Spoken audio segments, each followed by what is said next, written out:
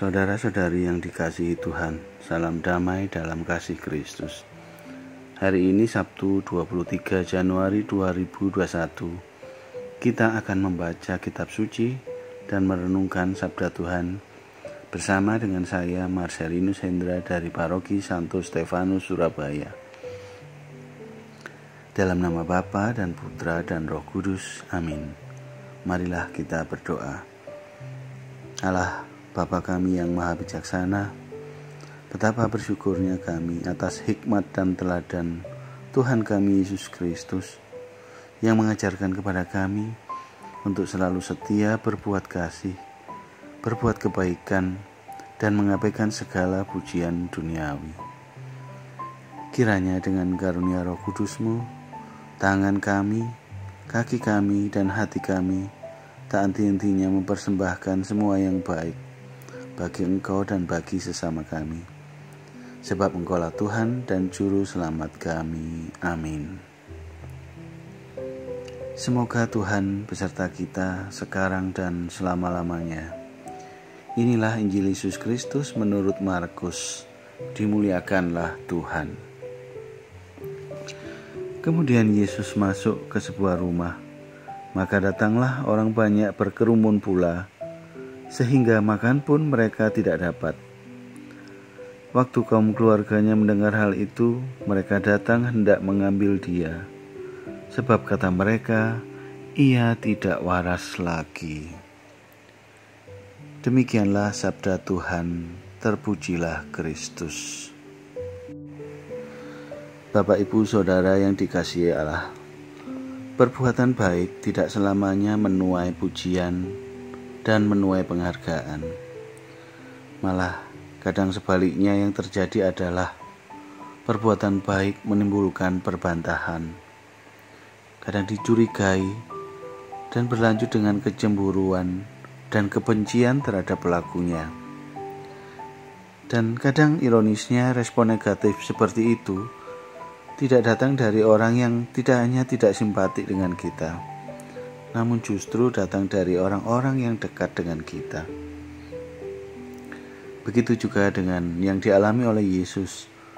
Semua pengajaran dan mukjizat yang telah dilakukan Yesus, selain membuat orang kagum, tetapi ternyata tidak sedikit juga orang yang mencibir dan menaruh curiga.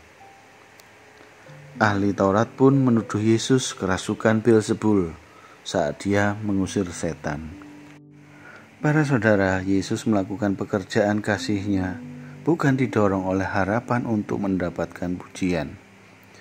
Yesus hanya melaksanakan perintah Bapa-Nya. Sehingga oleh karena itu Yesus sungguh-sungguh ikhlas melakukan kebaikan-kebaikan. Bahkan ketika dianggap tidak waras, Yesus tidak lekas menyerah. Ia terus berkarya mewartakan kabar sukacita perihal kerajaan surga. Banyak para pengikut Yesus yang namanya besar pernah dikatakan tidak waras pula.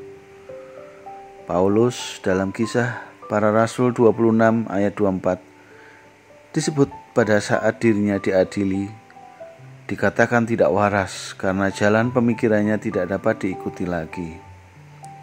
Begitu juga Santo Fransiskus Assisi yang kaya raya meninggalkan hartanya untuk beralih mengikuti Tuhan, menjadi miskin dan menjadi pengemis, juga dianggap sebagai orang yang tidak waras. Bapak, Ibu, Saudara terkasih, kita tahu Yesus dibenci pula oleh kaum Farisi karena dirinya memperbolehkan orang bekerja dan berbuat baik di hari Sabat. Yesus dipandang sebagai orang Yahudi yang malah melawan hukum dan adat bangsa Yahudi. Padahal Yesus hanya menolong. Sampai masuk rumah diikuti terus. Tidak bisa makan. Kumpulannya orang-orang pendosa, pemungut cukai.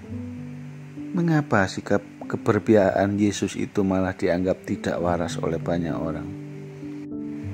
Bapak, Ibu, Saudara, pasti kita juga pernah mengalami yang sama ketika kita melakukan kebaikan sekalipun. Ada saja yang simpati, namun kadang ada juga yang merasa jijik.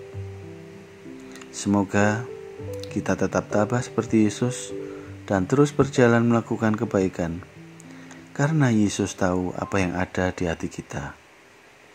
Marilah kita mencari restu Tuhan dan bukan pujian manusia. Tuhan memberkati. Marilah kita berdoa. Ya Tuhan, ya Bapa kami, pagi ini Engkau kembali mengingatkan kami, terutama di masa yang penuh ujian berat buat seluruh umat manusia, bagi negara dan bangsa kami dengan krisis bencana dan krisis ekonomi masyarakat kami yang menderita akibat masa pandemi. Engkau menunjukkan bahwa kami semua membutuhkan uluran cinta kasih dan membutuhkan niat baik untuk saling membantu satu sama lain. Ya Tuhan kami, semoga Engkau sendiri yang memampukan kami untuk dari hari ke hari setia melakukan pekerjaan-pekerjaan kasih, karena kami percaya Engkau melihat hati kami. Demi Yesus Kristus Tuhan dan pengantara kami, kini dan sepanjang masa. Amin. Semoga Tuhan beserta kita sekarang dan selama-lamanya.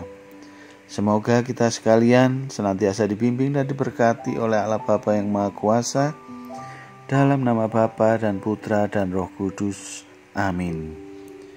Dengan demikian, saat teduh mendengarkan sabda Allah pada pagi ini sudah selesai.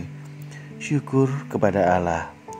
Marilah kita pergi, kita semua diutus Tuhan. Amin.